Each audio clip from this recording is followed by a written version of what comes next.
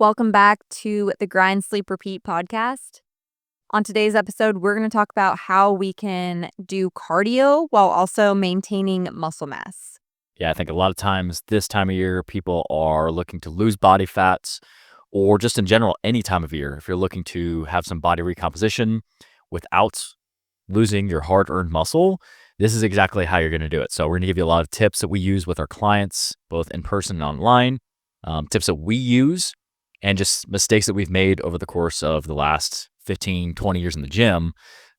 Just things to avoid that's really going to help you hold on to muscle mass, because the more muscle you have, one, just the aesthetic look, you're going to look more athletic. You're going to achieve your body composition goal that you're looking to achieve a little bit better. But also, it's just going to be so much easier to maintain your progress. You're going to be burning so much more calories at rest. And overall, your whole program is just going to work a lot better if you have more muscle mass. So let's hop into it, and let's hop into our best tips that we can to do cardio, still improve your health while still maintaining your muscle and ideally trying to build muscle too. Yeah, before we hop into those tips, there's something I want to highlight too, that there's going to be different phases of fitness. So you should always be switching up your phases. You should never always be in a deficit. You should never always be in a muscle mass building phase, a surplus. And you shouldn't always be in maintenance necessarily. So this is something to keep in mind, because when we are trying to hold on to our muscle mass, we obviously have just either come off of maintenance or come off of a surplus. And that takes a lot of energy and a lot of effort to put on the muscle mass. And so when we come down into either we're trying to shed body fat or, like you said, body recomposition, we really want to make sure we're holding on to that muscle mass. So just keep in mind that, these are different phases. And this specific phase is one where we're trying to shed fat. So Yeah, and like you mentioned, a lot of people have different goals. So whether you are just looking to be healthy, you're just looking to get in shape, whether you're looking to get super lean and shredded, whether you're looking to run a half marathon or a marathon, like your cardio needs are going to be very different based on your specific goals. So you do need to ask yourself, what are your current goals? Because this is going to be a very general recommendation based on that.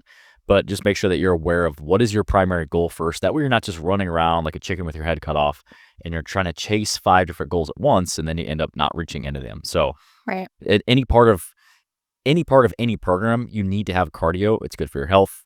You're going to help improve your VO2 max. You're just going to be more anaerobically and aerobically fit. So I don't care if you're a bodybuilder trying to hop on a stage, if you're a power lifter lifting as much weight as you can, or if you're somebody that's just trying to get in shape, you need to be doing cardio no matter what. Yeah. It's good to highlight that, just so, everyone knows too that there's going to be different phases and there's different, phases and things in life that come up. So just hopping into our first tip though, we're going to talk about nutrition. Nutrition is such a big component to implementing in the cardio and still continuing to keep the weight training in your program, because if you're not eating enough, your body's not going to be fueled properly, and it's not going to be able to exert that energy that your body needs to be able to do both.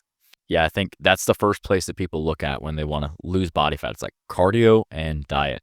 And why we talk about nutrition first is because the deeper you go into a caloric deficit, meaning that you have your maintenance calories, you're eating less calories than your body's burning, you're in what's called a caloric deficit. The deeper you go into that and the more that you restrict calories and the faster that we lose weight, the more likely you're going to lose muscle mass in the process. So what we want to do, like Alyssa's saying, is we want to make sure that we are eating enough food. Even if your goal is weight loss or body fat loss, you're eating enough food so that you can hold on to muscle mass. Because the lower that we go with our calories, closer to what's called your basal metabolic rate, that's the amount of calories that you burn at rest. And we talk about this all the time on the podcast, but we talk about it because it's so important. And almost every time I hop on a phone call with somebody, or every time someone comes into the gym for a consult, like a new member session, they're telling me that they're eating far too few of calories. And, this is something that we can help you with. And we want you to understand that nutrition goes hand in hand with any goal that you have. You just have to make sure that it's structured for your goals. So eating enough food is so important to make sure that you're holding on to muscle mass. Also eating the right type of food. So I'll kind of let Alyssa talk next about that, about where certain macros should be and general recommendations based on that to make sure that when you're doing your cardio, you're able to hold on to muscle mass in the process. Yeah, we want to give ourselves a good balance of proteins, fats, and carbs. Like we always say, protein should always be that 0.8 to 1 gram per body weight. And then the remainder of our macros are going to come from carbs and fats, meaning 40% to 45% of carbs. And then that 20, 25, even sometimes 30% of that comes from fats. Kind of depending on your dietary preferences. I usually ask people, like, are you someone who likes to eat more fats or more carbs? But always sticking to that 0.8 to 1 gram of protein per body weight. Yeah, and we talk a lot about fat loss and weight loss because that's a lot of, the goals this time of year. But say you're on the opposite side of the spectrum where you're trying to build muscle, but you still want to do cardio. Why the carbs are structured so much higher? Obviously, protein's always going to be high. That's kind of a constant in any program when you're trying to improve body composition. But why the carbs are structured so much higher is because if you can fill your muscles with glycogen, what's going to happen as you're doing your cardio or you're going through your strength training sessions, if you can fill your muscles up with those carbohydrates that your body breaks down carbs and then they store it in the form of glycogen, your body's going to be a lot less likely to tap into muscle tissue and breaking down the amino acids from your muscle tissue. So carbohydrates, even if you're looking for building muscle or if you're looking to lose fat, you need to have them in your diet. They're a great energy source. And we wanted to start there because I think a lot of times we see people go on these crazy diets and they're going to slash their calories. They're going to do all this cardio and then they lose a lot of muscle mass in the process. And yeah, maybe they lose 10, 15, 20 pounds. But at the end of it, they're like, wow, I don't like the way I look. I lost the wrong kind of weight. So that's what we're talking about today. And that's why the nutrition is kind of the first pillar, because if you don't nail that, everything else that we're going to talk about really doesn't matter. So you want to make sure that you're nailing the nutrition side of things. And if you have specific questions on, where should my macros be, we have a free macro calculation. The link to it is down in the comment section below. You can fill out a form on our website and we'll give you a great place to start, because you may want to make sure that you're not eating too few of calories. And we also want to make sure that we're not eating too many calories. So after you're done listening to the podcast, definitely go check that out and we'll calculate a free macro calculation for you. Today, we're specifically talking about how to implement the cardio while holding on to that muscle mass. So when we're talking about nutrition, you can always kind of gauge to like, okay, I went into this cardio session and I ate I ate X, Y, and Z before I jumped into this cardio session. How did I feel? Did I have energy? Did I get tired halfway through? And kind of gauge what works for you, because everybody's going to be different. Obviously, I wouldn't recommend somebody smashes a huge bowl of oatmeal, 10 minutes before you go into a run. You're going to get a side cramp. God, You're going to feel like crap and you're going to crash. So, things that are going to be quick to digest are going to be the best options. Or if you're going to eat oatmeal, giving that enough time to digest, at least a couple hours before jumping into a run. But never go into a cardio session on an empty stomach. I would not suggest that, especially if you're somebody who's trying to perform well. I know there's like this hot topic out there of fasted cardio, and while it may work for some of you, today we are specifically talking about performance and holding on to muscle mass. So yeah. And go ahead. Fasted cardio, like I think, people are like, fasted cardio is the best way to burn fat because you don't have anything in your body. Your body's going to go into using body fat and not muscle mass. There's so many factors that play a role. I think the main thing we can dive into next is talking about where should you start with your cardio. I don't think that fasted is necessarily better. You're going to see any more benefit. I think the main thing that matters is getting your consistent cardio workouts in and blending it with mixing your strength training in, making sure that you're still lifting heavy. You're trying to bare minimum hold on to muscle mass. And then also the diet needs to be in line with your goals. So if you could do all those things together, the little like fasted cardio, do this little thing here, it's not Don't really eat going to puff dark. it's not going to make a difference. Yeah. The main pillars in your program are the strength training, the cardio on the workout side of things, and then the nutrition. If you can nail those three pillars, you're going to see the results that you want to see. So that's really what we aim to do with our clients is make sure that we're not just giving workouts. We're not just giving a diet program. We want to make sure that it's all blending together into a program, whether it's people that we're meeting with here in person or it's people that we are training online and offering online coaching to. We want to make sure that the whole program is blended synergistically. So let's talk about cardio. Where should you start? Even if your goal is fat loss or if your goal is muscle mass, should you be doing cardio every day? How many times a week should you be doing cardio? And what are the best types? Yeah, I think some people, when they're like, oh, I really want to lose a bunch of weight, I got to jump on the treadmill, I got to hit 30 minutes every single day. And while your brain wants to tell you that that's the right thing to do, the best thing to do is at least starting with at least once or twice a week.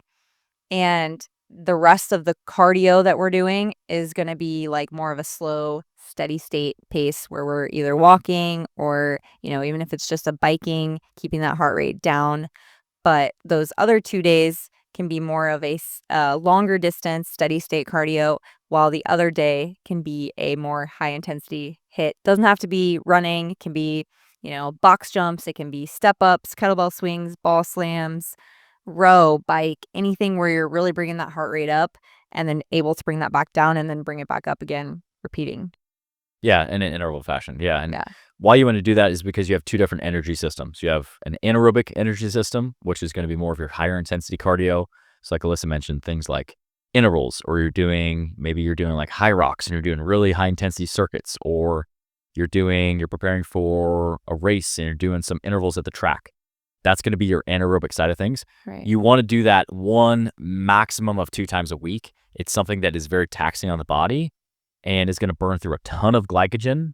And if you're doing it every day, it's going to be too much. Lots of stress. You're going to lose muscle mass in the process, unless you're an Olympic sprinter and that's like what you do. Your diet is probably structured in a way that's going to help you fuel those sessions. You've built that up over time. That's why they can run and sprint all the time and still hold on to muscle mass, because they've built that up over a long time. So 1, maybe 2 high intensity workouts a week. The rest of those workouts need to be low, steady state, like Alyssa mentioned. And it doesn't have to be you pedal on a bike for 30 minutes. What we like to do, a good example of this, is sometimes we'll set like a timer. We're gonna do 30 minutes of cardio. We're gonna set a timer for 30 minutes. And we just do an AMRAP where it's like, we're gonna row 15 calories at a moderate pace. Then we're gonna go over to the assault runner. We're gonna run 15 calories. We're gonna go over and do some wall balls. Then we're gonna go over and do some step ups or some kettlebell swings. Like, you can get really creative with it. There's so many different ways to structure it. But the main thing is you're trying to keep your heart rate lower. It's gonna be a lot easier to recover from. And doing more of that lower intensity is going to help you improve your aerobic energy system. So 2 different energy systems. We want to make sure that we're improving both. And doing that is going to really help by doing 2 different intensities. And like Miss Alyssa mentioned, the beginning of any program, like, I think people are really quick in a fat loss phase to do cardio every single day. Most of the times we'll start a lot of clients out at like 2 to 3 times a week, because it's a variable that we can always play. We can always keep that in our back pocket and increase cardio as needed, but we want the diet to do its work and we want the strength training to do its work. And then the cardio is just a variable to create more of a caloric deficit. Even if your goal is to build muscle, same thing. 2 to 3 times a week. Do 1 high intensity and 2 low intensity. It's going to help you see so much better performance in your strength training workouts. And overall, just going to feel so much better. You're going to make sure that you're prioritizing your health. And it's actually, like I said, going to help you recover faster in between your strength training sessions and just push harder and have more intensity. Yeah, and the recommendation of cardio per week is 150 minutes a week. And that doesn't mean 150 minutes of balls to the wall cardio. That's just, that can be walking, that can be, like we talked about, those intervals, and keeping that heart rate at a slow, comfortable pace where we're able to have conversations, but we're still challenging our bodies. And it doesn't all have to be done in one setting. It can be broken up throughout the day, whether it's, you're getting a 20-minute walk in the morning, 20-minute walk in the evening, breaking those things up throughout the day. But that's just the recommendation right now. But like I said, it doesn't have to be anything intense. It can be something where we're just getting out and improving our digestion. After we eat, we go out and go for a walk, or take the kids out and maybe we're going out and playing tennis or shooting basketballs, something that's getting us moving, getting our heart rates up. Yeah, to your point of cardio, like, movement throughout the day is something that we want to make sure that we're maintaining too. So we're talking about the cardio sessions. Do 2 to 3 structured cardio sessions in your workouts. And you always want to keep that post strength training. So do your strength training first and then do your cardio workouts. Maybe you do want to warm up with, a light row or a little walk on the treadmill or a light jog. That's fine. At least as long as it's not too intense, no more than 5 to 10 minutes. Do your strength training and then do your cardio second. We always get that question asked all the time. But to Alyssa's point, daily, we should be striving to hit that 10K step mark every single day. Maybe you have a very sedentary job and you're like, man, I get like, if I don't actively structure walking into my day, I get like 1,000 steps. Okay, then maybe you need to, in the morning, get some steps. Maybe at lunchtime, find a way you can get some steps. In the evening, be more active. Like Alyssa mentioned, we'll typically go on a walk after dinner if we're at home. This time of year, sports season, we are like at the baseball park every single night with practice or with a game or 2 different games. And, so we're getting lots of movement in general already. But just make sure that you are getting that 10,000 step mark, because it can really make a lot of difference in your overall body composition. It can make a lot of difference in just your overall health and your longevity. And it's something that sounds very insignificant, but if you can do it consistently, you're going to burn a lot of extra calories and you're going to be a lot better off for it. Yeah, for sure. And something too that, we don't really think about, but on the days that maybe we don't work out or we don't move as much, our appetite decreases. So we want to make sure we're consistent with the movement, consistent with how much calories we're eating a day, whether it's a day that you work out or a day that you don't work out, you still want to keep that consistent. Everything needs to be consistent, always hitting our protein amount, always trying to, even on a day that you're not working out, lifting, you still want to make sure you're getting in those 10K steps. Yeah. So main takeaways from our podcast today. You can do cardio and build muscle at the same time. So let's squash that bug. Yes. You can do cardio and have it not affect your ability to maintain muscle. So cardio does not burn muscle in itself. A lot of times when you see people that start running or they do a lot of cardio, it's because other factors are there that are not allowing them to build muscle or hold on to muscle. So make sure that your nutrition and your diet program is structured in a way that you can maintain muscle. Make sure that you're still strength training so that you're still providing the stimulus for your body to hold on to muscle and also build muscle. And then make sure that you're not overdoing cardio. So like I said, start off with 2 to 3 times a week. You can see so much progress in your overall health with 2 to 3 times a week, your body composition, your performance. And if you're somebody that is looking to increase performance, then you can always do more. If you're signing up for a 5K or 10K or half marathon, a marathon, then yeah, just like Alyssa mentioned, you're going to go through seasons where you're going to have to do more cardio, but you have to make sure that you're eating enough food, you're structuring your diet in a certain way and your strength training in a certain way that you're going to hold on to muscle mass and not lose muscle mass in that process. Yeah, and recovery also is something that we need to keep in mind here too. When we're not getting enough sleep, when we're not stretching, those things can cause injury. Those things can cause, fatigue, whether it's mental fatigue or, physical fatigue. We got to make sure that we're allowing our bodies to recover too properly. Yeah. So we hope this podcast helped you out, guys. If you do have questions, let us know in the comment section below. And obviously, we own a gym here in Nebraska and our personal trainers. But if you're somebody that's not local and you're looking for some guidance on a program, on a meal plan, and really blending it together to reach your goals, that's something we can help you out with. We do also offer online training. So if you are interested in that, I'll leave a link in the description below where you can go fill out a form if you are interested in working together. And then we can set up a time to chat more and tell you how we can help you reach your goals. So thanks for tuning in, guys, and we'll see you guys in the next episode.